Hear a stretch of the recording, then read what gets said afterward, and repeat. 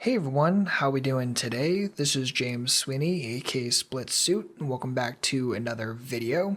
And as part of the Ask SplitSuit a Question series, a couple people did ask hand history questions, and this one actually came privately via YouTube. And Justin prefaces the hand by saying, this is an uncomfortable spot out of position, facing a flop raise versus a very loose passive player. So let's look at the hand. Okay, so this hand is from 5 no limit online. There's an open limp.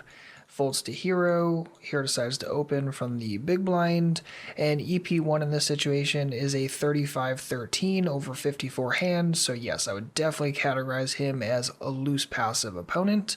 He decides to call, not shocking, and just to be fair, the preflop raise could be just a pinch larger if you wanted to go to something like 20 or 22, just simply because you're going to have such a huge skill edge, such a huge card edge against this particular individual that I don't mind just putting in a little bit more preflop strictly for value. So we end up getting called, end up flopping a flush draw on overs, here decides to continuation bet, totally standard, and faces a flop raise from EP1. So at this point, Justin calls and he says, I have 2 strong overcards and a nut flush draw, so I have a difficult time, even against a passive player, folding with what appears to be so much equity. I call hoping to improve in the turn, hoping to stack this player if a spade hits. I think my opponent has 3 of a kind, but with so much apparent equity and money behind, I can't find the fold button on the flop. I don't think re-raising will accomplish much either, and I don't want to go all in. Thoughts? So whenever I'm studying a hand like this, I always want to back up one tick, and I actually start by proofing the shove in a situation like this. So we can do that by pulling out a fold equity calculator, pulling out Equilab, and plugging in some basic numbers. So in this situation, the effective stack that we're going to be shoving is going to be 551, which is what we put right here. Even though if we did shove, it would technically be for a larger number than that, because of the effective stack sizes, that's all we would technically be risking. The pot size right this moment is 186, we're facing a raise of $1, and we need our estimated equity, which we can get in Poker Strategies Equilab. So we plug in our hand, we plug in the board, and we have to plug in a range for our opponent. So let's give him a pretty strong range of hands. Let's give him the boat, let's give him quads, let's give him 5-4 suited. He thought that maybe he would have like trips, so let's give him like a 4-3 suited and an ace-4 suited. And then let's also give him some other things that make sense. Maybe like a king-jack suited, and actually we're going to do suit selection, and we're going to choose all the logical spade hands that we think that he could have. Obviously, because we have ace-queen of it, he couldn't have king-queen. He couldn't have something like ace-jack of spades, so he can really only have very specific spade combos. So let's give him all of those that make sense. 6-5 doesn't make sense because it would be covered. Spades, okay. And because of this kind of opponent, I'm going to also apply 6s, 7s, and maybe 8s into his range as well, for the times that he's overvaluing an overpair. So in this situation, that is 43% equity. Calculate it, and notice that we need a couple of folds for this to be break even, roughly 18%. So if we thought that he were going to fold, say, 40 or 50% of the time, then this would, of course, be a very profitable shove. Now, if you've never worked with a fold equity calculator before, I did a quick plays video on it. I would definitely suggest looking that up. This is a very, very powerful tool if you're learning how to semi-bluff jam draws and things like that, and this would obviously fit the bill. And it's just important to know when it's going to be mathematically correct to play a draw super aggressive versus when it's time to maybe not do that. So in this situation, there's a couple kind of things that you want to consider. The more hands that EP1 would consider raise folding here, like 6s, 7s, 8s, those kind of things, the better off you are because you're generating more folds from his range.